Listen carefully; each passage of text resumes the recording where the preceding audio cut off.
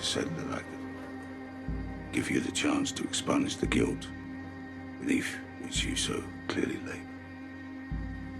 Suppose I gave you till Christmas. I suppose you tell me what it is I want from you. You want me to kill me brother? I want you to kill your brother.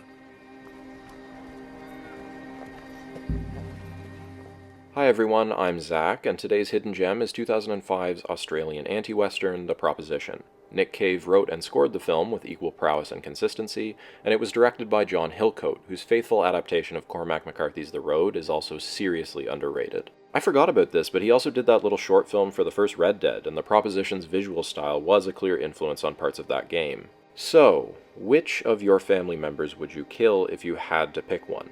Diggy question, I know, but it's the one this film is asking among many others. After a skirmish with the law, Charlie of the Burns gang is given the titular proposition by Captain Stanley: kill your older brother Arthur, and I won't hang your younger brother Mike.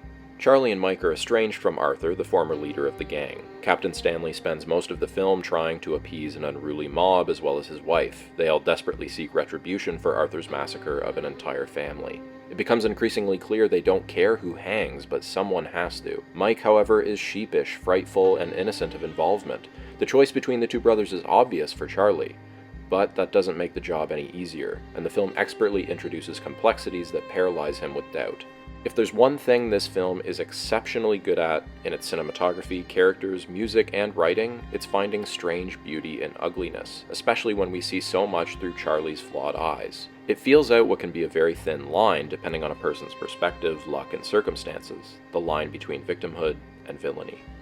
Like Unforgiven, The Proposition plays as something of a deconstruction of Western tropes. It looks at how a desperate and even arrogant attempt to colonize and civilize the Outback destroyed people emotionally and literally.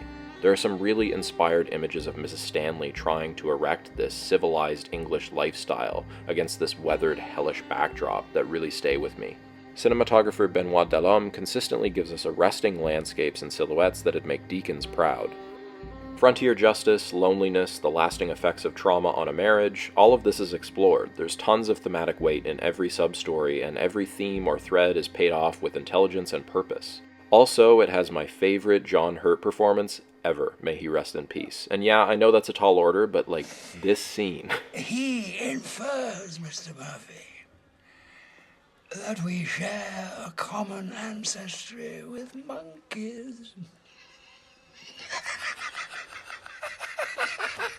Monkeys!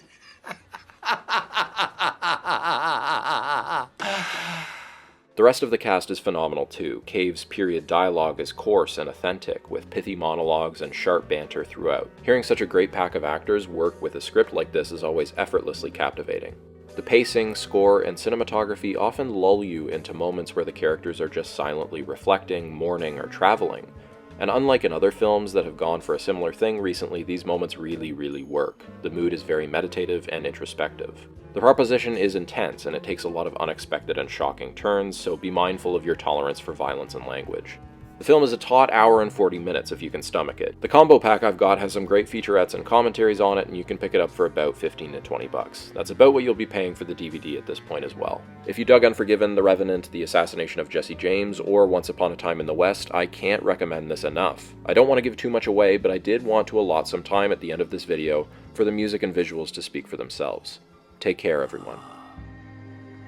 He sits up there in those melancholy hills. Some say he sleeps in caves like a beast, slumbers deep like the kraken. The blacks say that he's a spirit. The troopers will never catch him.